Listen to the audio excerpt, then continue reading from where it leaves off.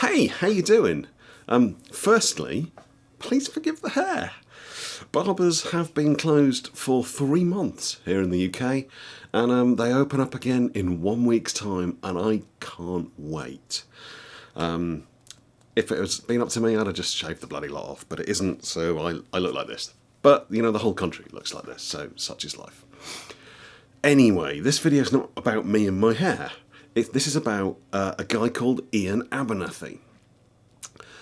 You may or may not know that I started off my martial arts career as a teenager in Shotokan karate.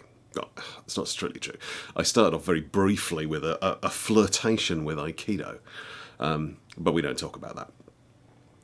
Now, after about 8 years or so, I moved away from Shotokan because I was fully convinced that it wasn't actually any good. It wasn't working. It didn't do the things that they said it would do. So I just moved away and did something else. And I think a lot of people went through a similar thing. Now, Iain went through a similar kind of thought process. But instead of going, oh, this doesn't work, I'll walk away, what he did was he said, well, clearly this is supposed to work, so how do we make it work? And that's what he did. And he's come up with some amazing things. And to be perfectly honest, if he'd been teaching when I was learning, I'd probably have stayed with it. But, you know, he wasn't. And I didn't. And I moved across and started looking at historical European arts. And I've kind of landed in classical pugilism and traditional wrestling systems and that sort of thing. And Iain and I have kind of chatted for years online. And over those years, we've discovered that there are a lot of parallels between the stuff that I'm doing and kind of discovering from recreating these historical systems that have died out, and that he's found kind of digging back into the original Okinawan forms and the kata, how they used to be done. And we're coming up with very similar techniques and very similar systems, which is absolutely fascinating. So we thought that, you know, we couldn't get together at the moment. We planned it a while ago, but I stupidly went and broke my knee. But because he lives about as far away from me as you can get and still be in the same country, I mean, I'm right down in the bottom right, and he's right up in the top left. Southeast and northwest, for those of you that care about these things. We thought, well, why not? Let's just get on Zoom and have a chat. So we did. It's quite long, so I split it down into a couple of videos. But anyway, I won't natter on any longer because this video is long enough as it is. So yeah, here's Oz and Iain having a bit of a chat.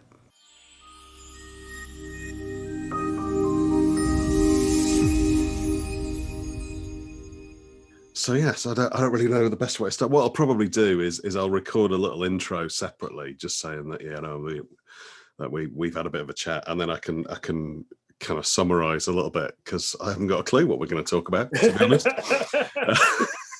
Well, one of the things that we can maybe use as a jumping off point, if I've got one, if that's all right. Yeah, sure.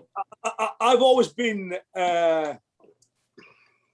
fascinated, is maybe too strong a word, but certainly very interested in the parallels between the evolution of boxing in England and the evolution of karate over in Okinawa.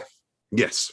So when I look at someone like James Figg, for example, who was known to be a skilled boxer, yep. His boxing of the time seems to have included throwing.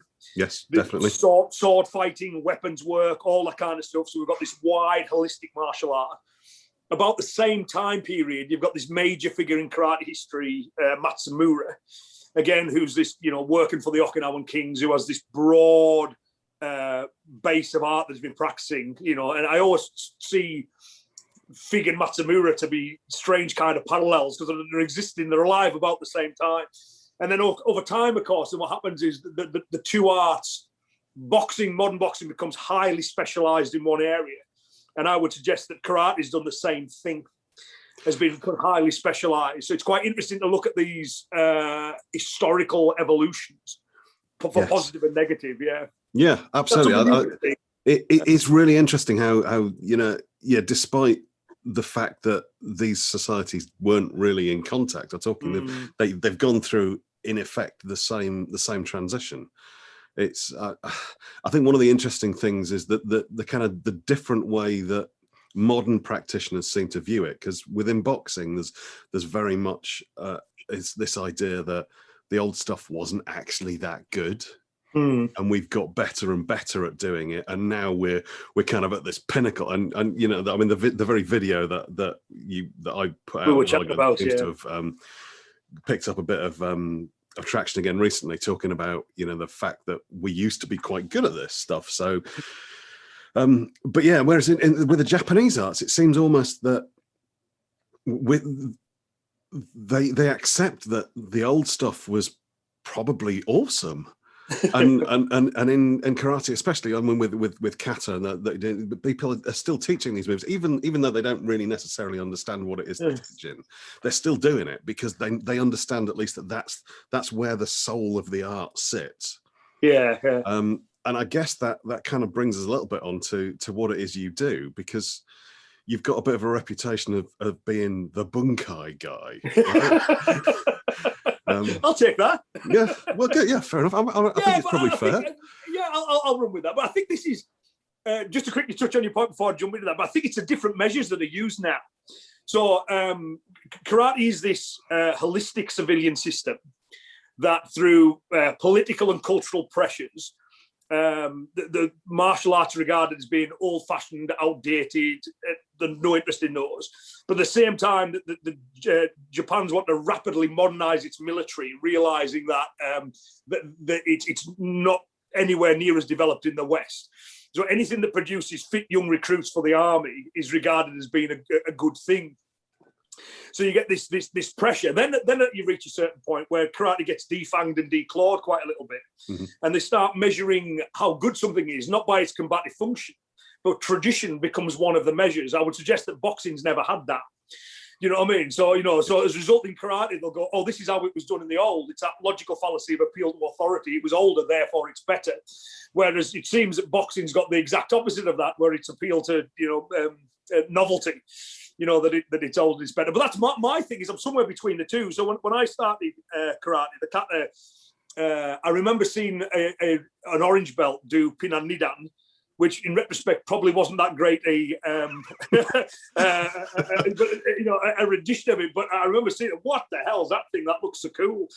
And then I was always more interested in the self-defense side of things. I thought that was always an honest measure. Whereas sometimes within the sporting context, which I was into and did as well, but I thought they can change the rules overnight and you're no longer good. Yes. You know? So I always, so those two things always kind of fuse together in my mind. So over time, I was looking at the kata through that lens of there'll be good stuff here. We're just not seeing it in the way that we should.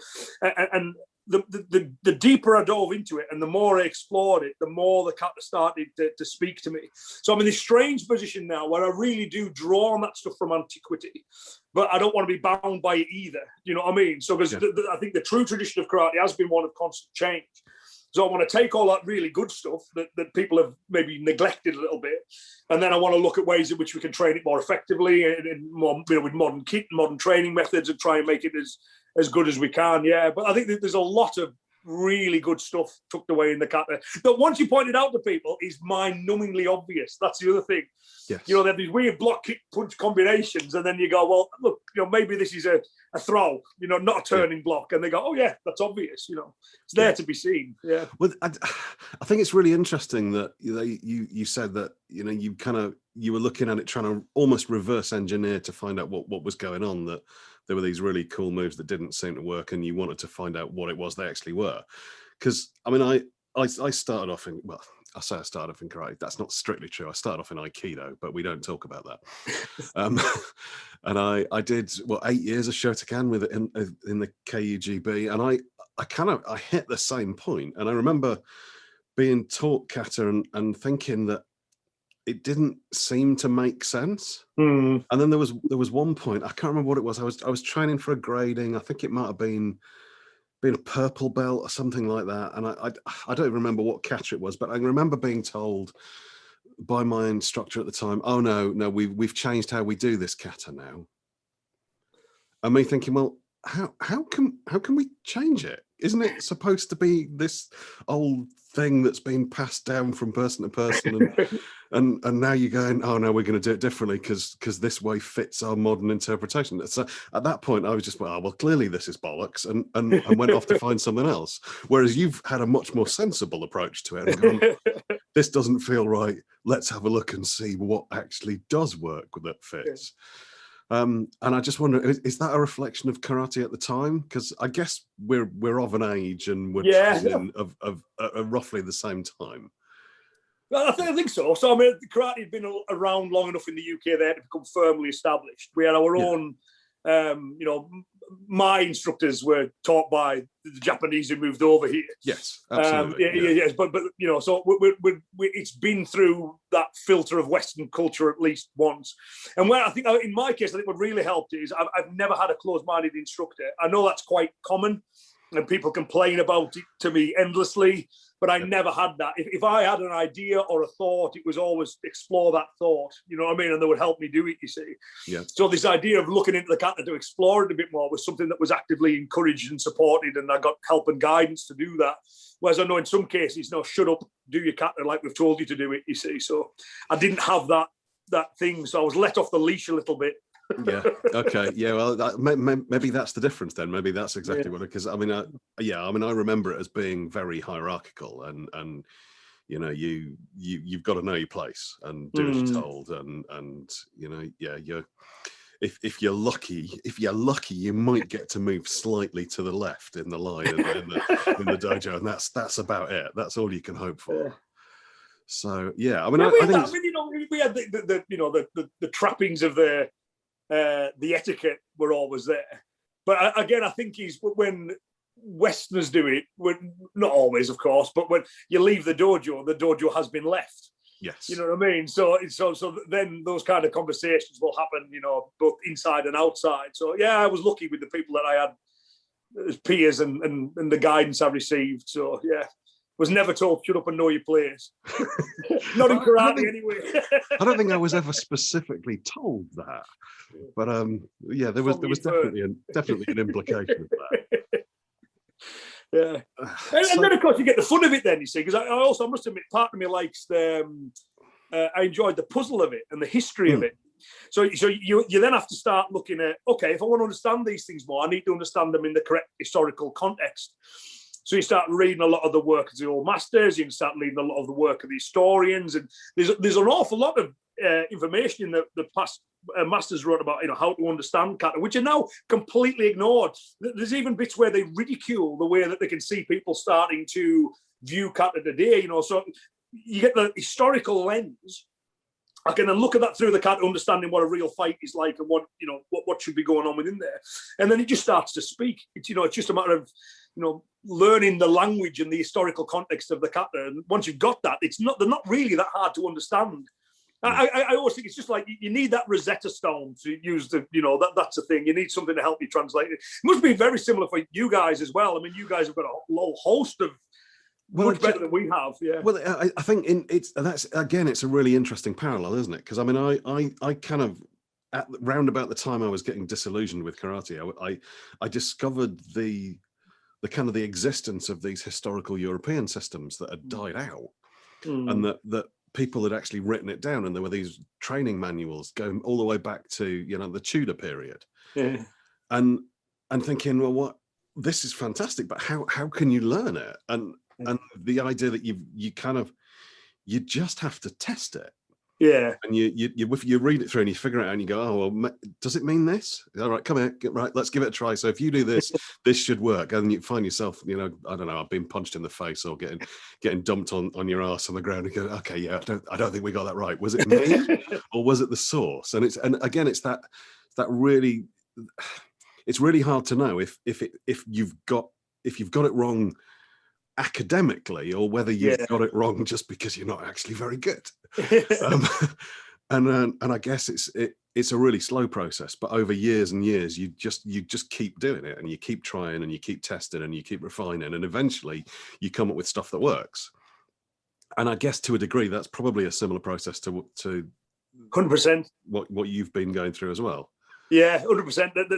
That sounds remarkably familiar. So you have an idea. you can say, well, I've got these clues that the old text give me. I've got the kata to refer to, and I've got a knowledge of what works and doesn't work. So let's try this out. And then as you speak with a person, you say, oh, there's a big glaring error here.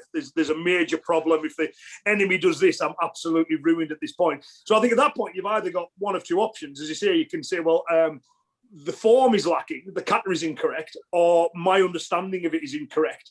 Yes. So what I found to be a more useful base assumption for me is that the form is correct. If something's not right, my understanding is off. Yes, absolutely. Yeah, because otherwise I think it's too easy a cop out. You just go, oh, the form's wrong and I'm right. The form's wrong and I'm right. Yeah. Whereas, and there has been, I've done that. There's been examples of kata sequences where I go, I've just got to put a placeholder in this because I don't know what's going on. And then over time you go, I've got it, and it fits together, and all the pieces fit, and in the wider context of the kata, it's there. But it is definitely a trial and error process. Yeah. Of course, when I do seminars, I don't go to people, here's an half-assed idea I haven't thought through fully. What you tend to do is you go, here's something I've thought about for a long time, and I'm quite confident in my conclusion. So I think sometimes people tend to think, I present this uniform whole, and what they don't see is the working that got me to that point. So when they start analysing things for themselves, when they get these trips and falls, they sometimes think they're doing something wrong, and it's just not. That's just that's part of the process. Yeah.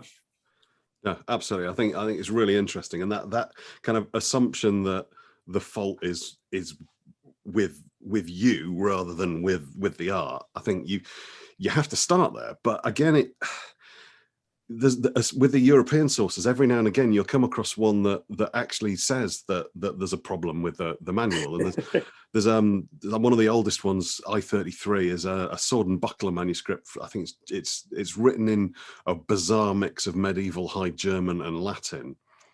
And obviously what's happened is the guy that wrote it isn't the guy that illustrated the pictures.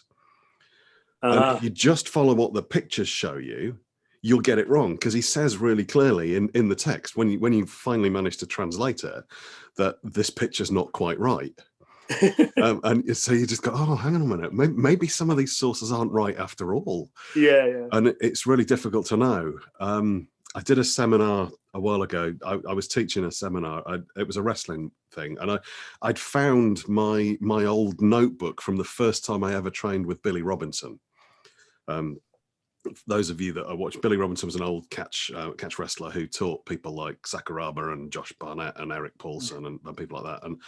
And I spent a weekend training with him, and I made a stack of notes, and I lost the book. And then I found it again years later, and I thought, oh, this is interesting. And as I was going through it, I realized that I'd made some mistakes when I was writing it down. Like I'd say, oh, Bob, step here with your left foot, and going through it in my mind, going, no, that was definitely my right foot. Yeah, it wouldn't work. So what I did is I printed it all out and I gave it to people and said, right, this is a historical European martial arts interpretation exercise. Here's your source. See if you can figure it out. By the way, there are some mistakes in it. And it was a really interesting process to go through, watching people trying to test and almost go through that what I've been going through for decades, trying to learn stuff in the course of a couple of hours. And that assumption that the source is always right sometimes falls down. Yeah, it is. It's a good starting place. Yeah. You know what I mean? And because then you're not letting yourself off the hook easily. But if all the evidence suggests that there is an error there, I can relate to that one as well. The one that jumped to my mind with that, with the written sources, is there's Funakoshi's first ever book. He shows, I think it's 6 throws in there. Yes. And one of the throws and the photograph, because in both versions, what happened was there was an earthquake and the stock of the book was destroyed, so they had to reprint it. Okay. Redo everything. So in the very first version of the book, there was illustrations fairly badly drawn for the kata and everything, but the throws were photographs. So you've got 2 versions of this book where the throws you can compare. Right. But the first version of the book is not widely available. You know what I mean? Most people, because it's got photographs throughout, when they're printed in English, it's the second version. And one of the pictures has Funakoshi holding a guy's ankle up, and he's got his hand on his throat.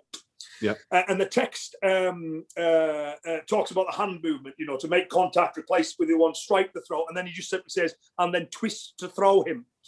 he doesn't mention picking up the leg at all. I talked to a friend who's a translator, and I said, "Is that badly translated or is that bad writing?" He goes, "No, it's bad writing." He said Funakoshi was very vague in his description. So most people assume it's a front kick that he's moved, he's slipped, he's clipped the leg and then hit the throat. However, when you see the photographs in the original book, he's hitting the neck and the leg isn't there. So I think he's hitting the leg, driving him back and scooping the leg as the guy staggers back from the hit. Yeah. So he's moving in, smacking the throat, and just like a single leg pickup type movement, you see. So, and then again, you can say, well, that makes more sense in the, the twist to throw him, I'll drag him round, stick my leg in, take him over. But sometimes these historical stories, especially when you're talking about Chinese texts that are written in poetry in languages that no one understands anymore, they can be really difficult. And I don't know if it's the same in your world, but in my world, what the traditional martial art is like a complete picture. So they're really bad for filling in the gaps with their own authoritative statements. Yeah, and really have to watch them for doing that. Yeah. There's definitely a bit of that around, and I think that's it's almost something that we kind of do more than the historical sources. But yeah, there's definitely people I have trained with who are teaching sources that I know really well, who are saying things that are very, very clear cut, and this is what it says. It's like no, I don't think that is what it says. Actually, in fact, I don't think it says anything about that. And it is really difficult, isn't it? Because I think it takes a real level of self-confidence to be able to stand up there as the instructor. This is the guy. I'm the guy, and I don't know. This bit is just a mystery, and we can't possibly know this. This is what I think.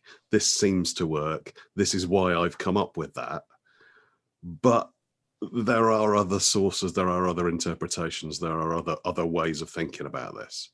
Yeah. And there've been some fairly major fallings out within the HEMA community on teeny tiny little points of difference in interpretation. It's like, oh no, I think this means you step. I know you definitely don't step then. And it's like, and people have become absolute, worst enemies. And they won't talk to each other at all off the basis of, do you step? Or I'm so glad that's not just us. It's just crazy. I mean, I would not be able to have this conversation with some people that teach this similar sources to me. But what I found, because it's the same for us, obviously, there's varying ways of interpreting the form. So my thing is, I've always tried to take a quasi-scientific approach to it. Yes. So if you look at like scientific theories, they never go, this is definitely right, but they will say, this explains everything we've observed. This explains all the information we've got have, and crucially, it can make predictable predictions. It can make very solid predictions. Yes. So I always go, any interpretation of the kata has to fit the kata, has to fit the historical sources, it has to work. Yep. So you and I may have different ways of achieving that, but at that point I go, to all intents and purposes, it's correct. So in my club, we go, this is what the application is for us. But we accept that others will have the application for them. So long as it's sitting together as a uniform whole and they're happy with doing what they're doing, that's fine. And I found when I go to the seminars, I'm quite open about that. I always start with saying that, is it Patton who said it, where if everyone thinks the same, somebody isn't thinking? Yes. You know what I mean? So I always say, look, it's good to have disagreements. I'm going to show you what I do. I hope that some of what I do is useful to you and what you do, but I'm in no way being definitive.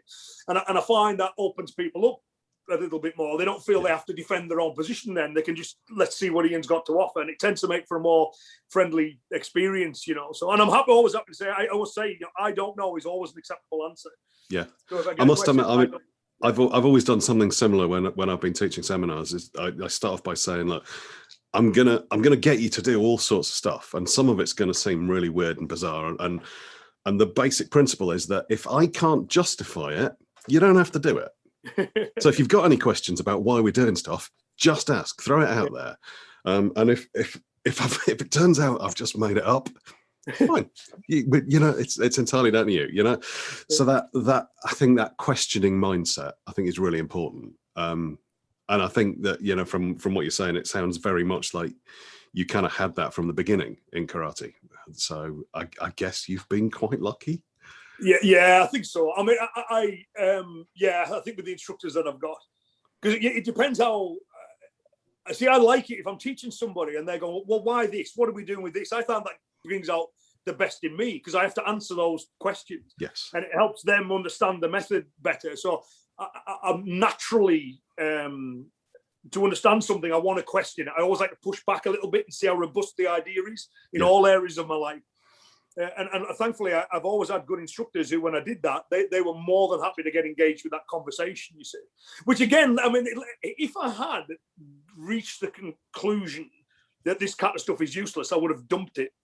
You know, but that wasn't my experience. So there are traditional practices that I have dumped. I don't do one-step sparring from oizukis and three-step or five-step. You know, I know historically that they're like a bastardization of methods found in kendo and judo, and the karate guys tried to copy them, and they didn't work very well for karate. And no one has ever yet been able to explain to me a justifiable reason to practice those things from a combative standpoint.